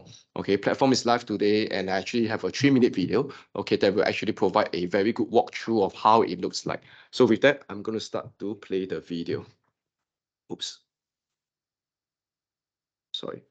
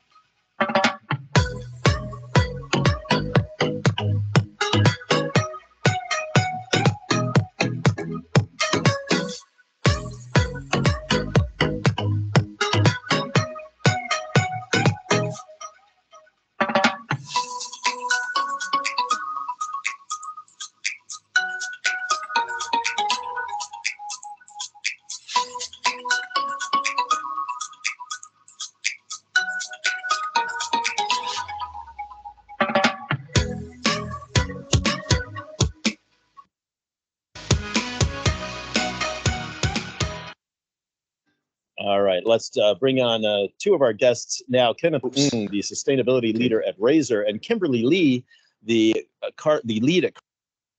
Sorry about that. The computer is too excited too. Yep. All right, so we're back here. So I don't know how about you, but hearing that music makes me feel a bit younger. So if anybody wants to feel younger, please play that video more often. Yeah. Anyway, just to highlight some of these important points in the platform, right? So firstly, the platform is already now deployed into our Stacks platform, which is ESGpedia. So ESGpedia, as the name suggests, is actually going to be an aggregator of ESG data. Currently or presently, ESGpedia has already been deployed for a year now. We already cover data of more than 200,000 companies, okay, and includes more than 407,000 certificates, 35,000 credentials, etc. Right? So we are very happy to be able to also support the ESBN Green Deal. And inside this Green Deal portion, there are several features that I wanted to spend a little bit of time to highlight. So for example, we mentioned about how digitalization could enable SMEs. So here we provide guidance notes, to help them with the self-assessment, which includes emission factors that are built in, to automatically derive the carbon footprint. Okay, so these factors are also localized to different countries because ESCAP, after all, covers more than 50-something member countries. Okay, so we need to be able to ensure that several companies, with several operations in several countries, could be able to use this for every single one of their assets. Okay, whereby every single plantation or factory or manufacturing location could have the carbon footprint, okay, or carbon emission factor automatically built in. All right. So today we also only request for data that is easily available. Example, electricity or fuel consumption, so that the carbon footprint could automatically be derived. Okay. We also allow for the uploading of documents. So these documents will serve as evidence, if there is a need to be able to support for assurance or to justify the gold badge. Okay, of course, it's important to emphasize that this program is entirely free, okay, for all these companies to create a profile. Right, so to create a profile on ESGpedia, that actually allows them to share it to a wider audience of corporates, investors, and financiers.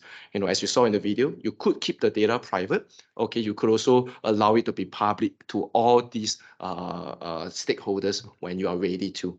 Okay, so this again to emphasize is a free program. Okay, we hope that this will be able to allow for greater adoption of sustainability. All right, so as mentioned, the badges something that the ESBN will provide. Okay, also very well noted on the panelist points that technology is not quite enough. Okay, incentive mechanism is important too. All right, so here we do want to emphasize that we see that there's going to be a requirement soon, for most companies to start having at least some form of sustainability, right? At least some form of sustainability reporting or some form of sustainability performance. So that's where we want to be able to let them start early, have some form of recognition, okay, and hopefully, okay, through this recognition of these badges, allow them to actually be better in terms of their business when they are trying to sell to their client or when they're trying to get invested in. Okay, so the green badge is very simple. All you need to do is to sign up, okay, and essentially this simple action of signing up, okay, would allow you to have a green badge. Some large corporates have already told me that, they like to utilize a third-party program. Okay, and when they want to utilize a third-party program like this, right, they would want this to be the minimum barrier for their suppliers to at least show that, they want to take some action, okay, to promote the Green Deal, but most importantly, to at least have these suppliers getting started. Of course, silver badge is when you are able to provide at least 1 year of data, and gold badge is to provide at least 2 years of data and demonstrate improvement in the latest year. So if I was a large corporate and I want to use this program, possibly I could be utilizing the silver and gold badge, okay, to label them as preferred suppliers. So if I was doing a procurement or an RFP, the preferred badges would be able to get more points, in their evaluation. Yeah, so this is something that already some large corporates have been, discussing with us on the practical way to implement this to be able to drive an incentive mechanism. From a financial incentive or financial institution perspective, of course, this could also form some form of an SME financing program, okay, if we were looking for one. Okay, so I think this is a way that we can help to incentivize the entire value chain, okay, and hence partner together to create this path to net zero. When we start right at the upstream where we are able to empower the MSMEs, when the manufacturers and the producers of products are able to now better, okay, get started on sustainability and start to be able to get, okay, a way forward, okay, it strengthens them, it helps them sell better, especially towards the European or American markets.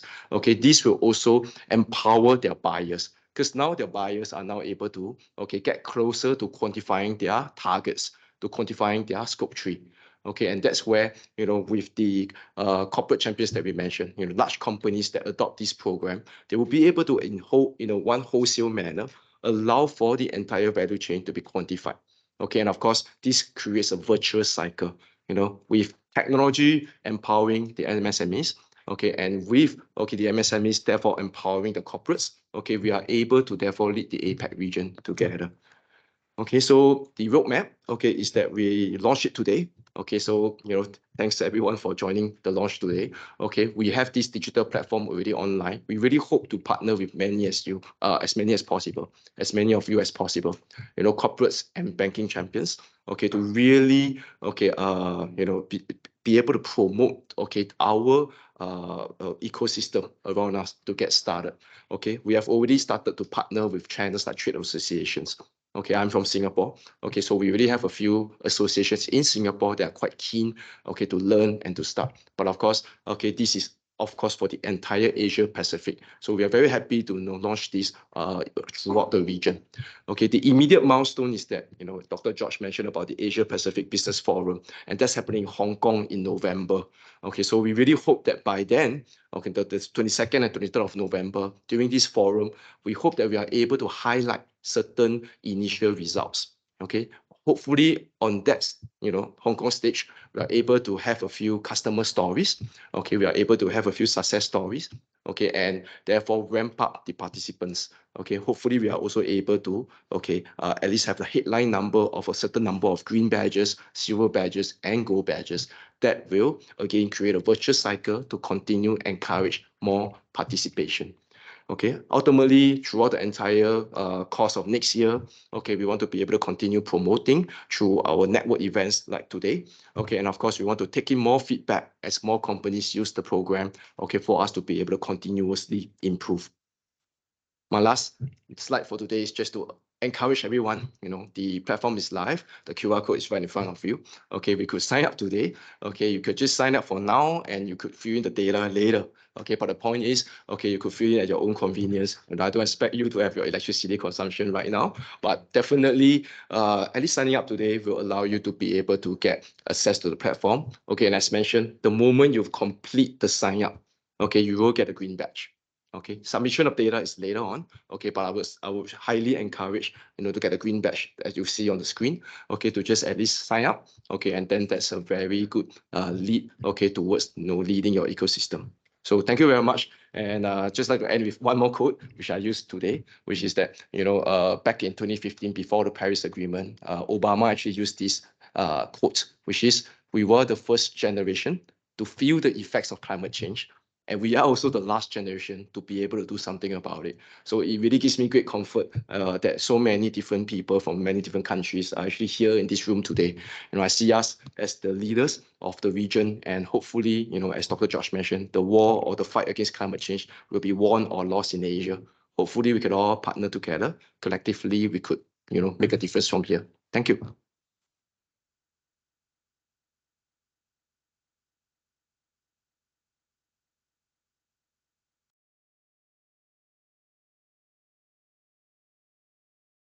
We have a brief period left before we're going to have to close the room. Our last item on the agenda is a question and answer and discussions session. So please, if anyone would like to take the floor to have a question to either the panelists themselves that we've had today, thank you, or to Ben So about the platform. If anyone would like to raise a broader point about business and sustainability and connecting MSMEs with finance, now is the time. So please, I open the floor. Online too as well. Someone will have to alert me if there are online questions. Yeah, I saw Shirley. Shirley, please go ahead. Yes, please. Thank you, Dr. Lam. Yeah, very insightful. The speech of the last speaker, very interesting about the platform on ESG. I just wonder about digital assets. Say, for example, any tokenization that in South Asian country that they talk about how to connect Green Deal together with token. Say, for example, maybe NFT as a service or Web 3.0. Haven't heard about any speaker mention about this area. Thank you. Yeah. Well, Ben, you have any quick addition or comments back for Shirley? Question about Web3. Yeah. Yeah, definitely. I think the Green Deal is open for partnerships, right? So, we are just a facilitator here, okay? And essentially, the vision, at least for my personal perspective, is that, several companies should connect whatever platform that's available, okay, as long as it's done, for the better good. Yeah, so I think there are already some partnerships that we originally have, which could be financing networks, fintechs that are, utilizing data for better or more effective finance. So naturally, these partnerships should continue and more partnerships should be sought. Yeah, not sure if I'm reading the question right. Yeah, I think obviously the digital assets sector is starting to pick up, and the digital platform that Ben just presented is a step into making use of digital technology. So I think in the future, the sky's the limit. We can always, add new functionalities and capabilities, particularly after this initial launch. And at this juncture, I like to appeal to, I have to thank the Global Compact team for so generously working with ESBN to bring to the attention of all these friends the Asia-Pacific Green Deal for business. And I hope after this meeting, if you haven't done that, please sign up for the Green Deal and please try out the platform. And the new members that we could recruit for specific action in Asia Pacific, I must give credit to the Global Compact team as well for this synergy effect to help ESBN in our work. Thank you very much. Okay, thank you. One more time, I might open for the floor if there's any further questions, comments, observations, or online, of course. Anupam Kajuria, please. Can you hear me? Yes, we can. Go ahead. Okay, thank you very much. It was an interesting session and congratulations for launching the digital platform for Green Deal. Actually, I'm working on circular economy. So my question is related to what the possible means for empowering like small business enterprises like SMEs toward the transition to circular economy. I know the platform is basically working on the private sector or the companies can analyze their emissions in the low greenhouse gas effect emissions or whatever the Green Deal main factors with the 5 main deals. But I'm talking about the circular economy. So what the means of empowering SMEs toward the transition of circular economy? So can you a little bit highlight on that point? Thank you. I think perhaps, Ben, this is a question about how the platform may aid SMEs to transition towards a more circular economy, not just in the finance, but use of resources, I think. Right. Yeah. So, the interesting thing about the Green Deal or the badges, right? You need to at least fill in 2 pillars. And myself, right? When I was, I'm an SME now. So when I was looking at the 5 pillars, what's most achievable for most SMEs would actually be carbon calculation, carbon emissions tracking, and also circularity, because it's something that we could do something about right away. Now, if I didn't know how to start, okay, of course, there would be a lot of resources, and that's what a network is for, right? A network like the ESBN, there will be resources, the various UN global compacts in the various countries, right? So, for example, in Singapore, we have the GCNS that is also helping us, with the resources or the knowledge, okay, to get started on circularity. I guess here, the point being that as the SMEs move from a smaller company to a larger company, they would usually find that the best way to start would be from itself, okay, being sustainable in understanding its own carbon profile and also starting to take actions for circularity. Later on, they might start to put in some investments into more sustainability that's under innovation and finance, and that's how you see the growth of this company in sustainability. Yeah, so I think by nature of the program, most SMEs will start looking at circularity as the second option or the faster option to get started. And that's where I think there's already ready initiatives or programs or content. And even in the ESBN, for every single pillar, we have a task force for each pillar. And each task force, we have members that are able to, provide this content. I see some of the circular economy task force members in this room right now. Yeah. Okay, thank you. Thank you. Okay, thank you. Thank you, everyone. Thank you to all our online participants. I think we're coming now towards the end of the session, and it's quite good timing actually, since it's almost 5 o'clock. I would just like to offer a few observations just to quickly recap the discussions that we've had over the last 2 hours. So firstly, I think it's clear from the discussions, sustainability, the sustainability journey starts at the top. So company boards really need to be attentive to opportunities to innovate in the sustainability space. And I also heard that market conditions at the moment, they're really pushing MSMEs to start innovating and start with sustainability. Market conditions, they won't tolerate businesses who have no sustainability profile for too much longer. But to accomplish this transition for MSMEs to sustainability, their business partners really do have the opportunity to play an enabling role. And also, as we heard from the participants in our panel today, innovative green finance options are growing, and they're growing fast. There's many products out there. There are many innovations out there now. So it seems that promotion of these and incentives to use these are now a really important way to shift our focus.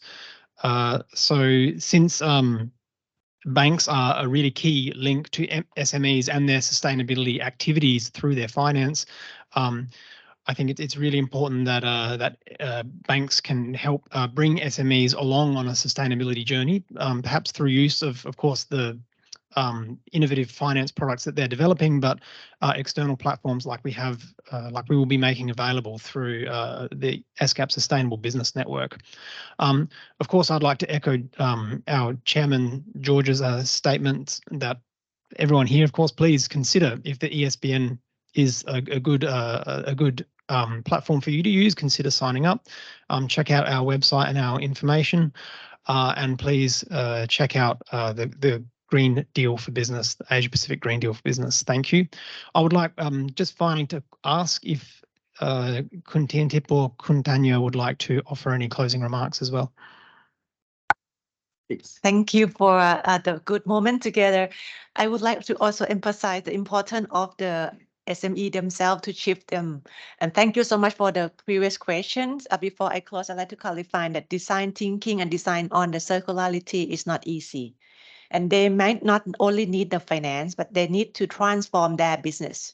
Sometimes to know how to change their own business. In the Global Compact, we also partner with ESBN to build up the capability for the SME to enable them to know how they could analyze the system thinking, how could we facilitate the project to be bankable, and how could we cooperate together between the stakeholders to find the new source of the energy, the new source of the renewable energy and the materials.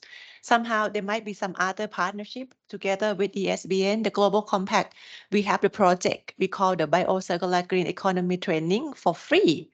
1,000 SME will be able to be trained by us for free. If anyone from the online also would like to know more, we can talk later in other session. And now back to the today's session. Thank you so much for your attention. We learned the new tools, and we would like to emphasize that the network of Global Compact, we would like to support, bring this into the practice.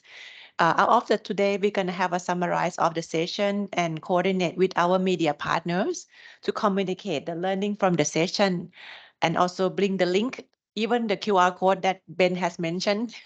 We will provide the links to the website and the tools that you provide as a template platform for the Asia-Pacific Green Deal. And we hope that with the commitment today, we will look forward to bring the example into the future and hope that next year, if we like to have any forum, we're going to bring a showcase to all of you. Thank you so much. I like to add to, Global Compact teams, all the good help and contribution by big thank you again. Yeah, I really think ESBN is now fully aware that we cannot forget the MSMEs. Although we have been trying very hard to get major companies to come in to champion this rush to this race to net zero, but we cannot ignore the MSMEs. And I like to take this opportunity to sell to the Asia-Pacific Green Deal for Business again. So please sign up and support. Thank you.